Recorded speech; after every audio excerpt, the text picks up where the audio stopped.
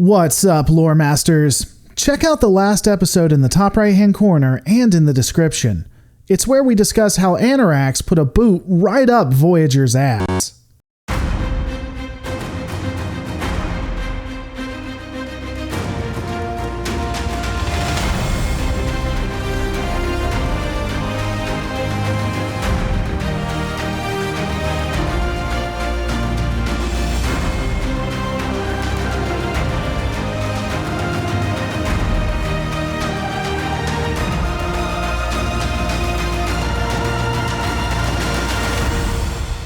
With Voyager's temporal shielding down and the vessel critically damaged, the ship is not able to withstand attacks from even conventional weapons or pirates that might decide to take advantage. 133 days have passed since entering into Crinum space, and things look bleak. Voyager is currently hiding in a Class 9 nebula, and the ship isn't even able to keep the nebula itself out. That's even with force fields active. Additionally, they are trying to restore warp drive. One nacelle is described as a quote-unquote lost cause and not repairable.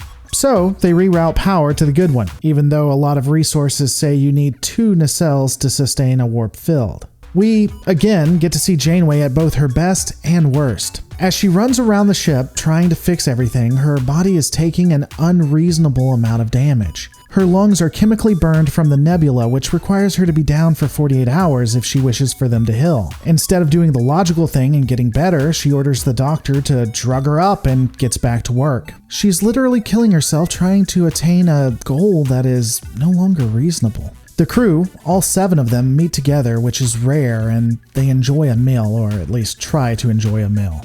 As stated, the outlook is very bleak. Energy efficiency is only at 32%, but can be improved to 50% if they try hard enough. Warp drive won't be available for at least 3 weeks, which, honestly, for a ship that is meant to have over 100 people on it, 7 being able to do all of this to get it to this level of efficiency in about 3 weeks is about a miracle. Janeway, again succumbing to her flaws and her need to bring everyone home, states that the ship will leave the safety of the nebula in less than a day. The goal is to find allies and defeat Anorax, and they'll be leaving the safety of the nebula the next morning. Everyone sees the folly in this, 7 of 9 even calling out the captain. Of course, Tuvok chastises her because it's his turn in the episode to hold the idiot stick and trust Janeway, even if it gets everyone killed. Sometime later, Voyager encounters micrometeors. Something that could easily be thwarted by the deflector shields now threatens to destroy the entire ship itself. Janeway rushes to deflector control. There doesn't appear to be enough power to reroute to activate the deflectors without doing it manually. Unfortunately, deflector control is completely on fire.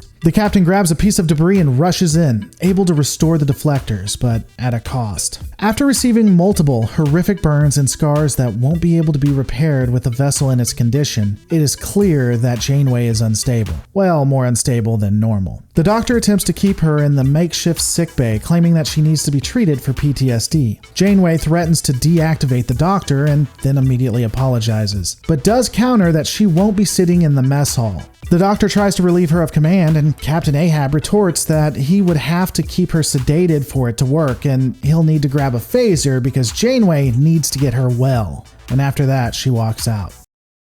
During this time, Chakotay and Paris have been poked, prodded, kept in isolation, and studied. The crew of the Crinum time ship trying to gain a better understanding of their nature and the impact that Voyager has on the galaxy. We learn more about Captain Anorax and what he has done. It is really an interesting examination of him. We find that Anorax collects artifacts from every civilization he wipes from time.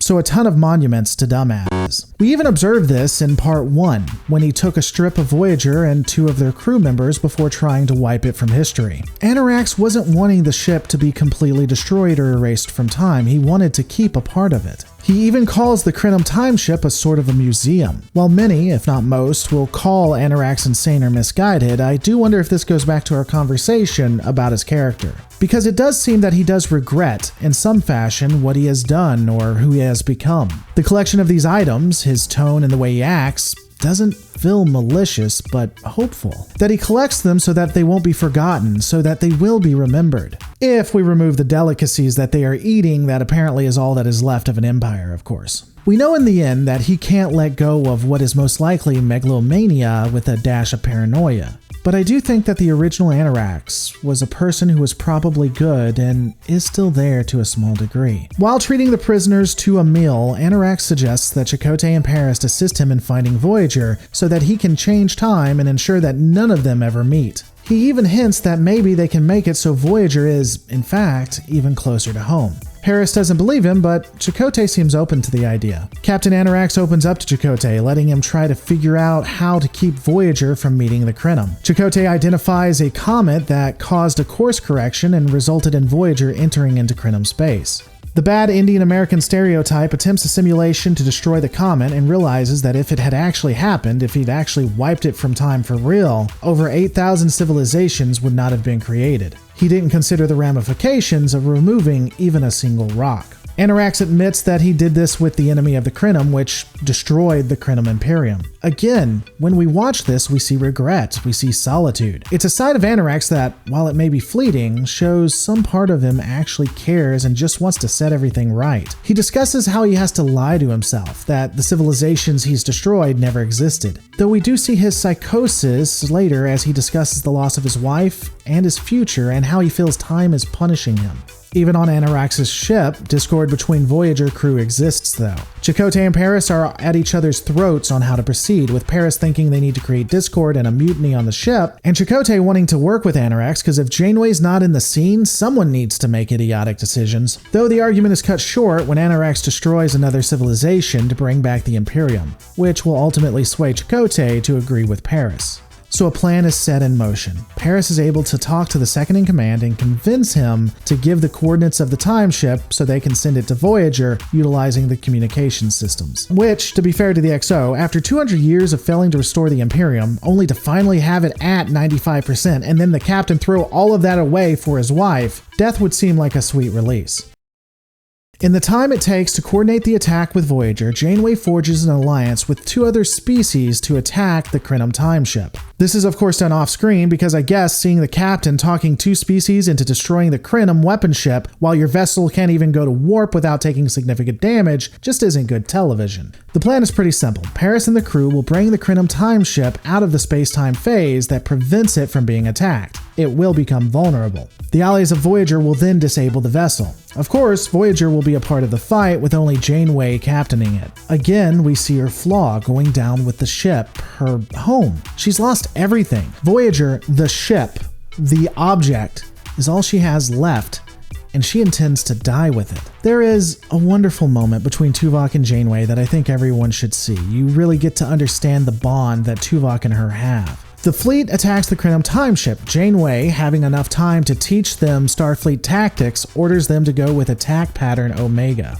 Unfortunately, the ship isn't out of phase time yet, and given that it only has one massive weapon in front of it and no possible way of outmaneuvering the other vessels, Janeway's allies decide to fly right in front of the one thing that can actually destroy them, i.e. that weapon. It just wouldn't be sporting elsewise. As stated, Paris has yet to bring down the temporal core, which will bring the vessel back into actual time, so the fleet holds its position and just tries not to die. Paris would ultimately fail, and Oberisk, the second in command, would bring the core down, causing the ship to phase back. The Krenim time ship would utilize conventional weapons to fight back. This ordnance would slam into one of the allies of Voyager, causing it to dip down, and of course, a pattern meant to keep the ship scattered so they can't be destroyed would mean they are so close that the damaged ship hits Voyager. The Allied ships are disabled and Voyager is left alone. Janeway orders that all ships drop their temporal shielding and sets course to kamikaze the vessel. Her theory is, if she destroys the Krenim time ship, all of history will be restored. And apparently, all the Allied vessels decide to just listen to her, assuming her theory will work and not questioning anything. All of this was spectacularly done, and the battle was extremely intense. Though I do want to pause, I'm going to play a scene. This one didn't seem to fit, but let's just go ahead and play it. Oh, hey, it looks kind of like I have the view screen back now. What now, Shoulder Cowboy? I think you should crash into them and destroy them all. I can't believe you actually thought I was going to fall for your trick. What trick? Come on, it's obvious.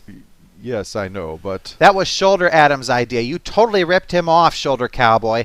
I expected better from you. But since you both agree, I guess that the plan is really the only sane thing I could do.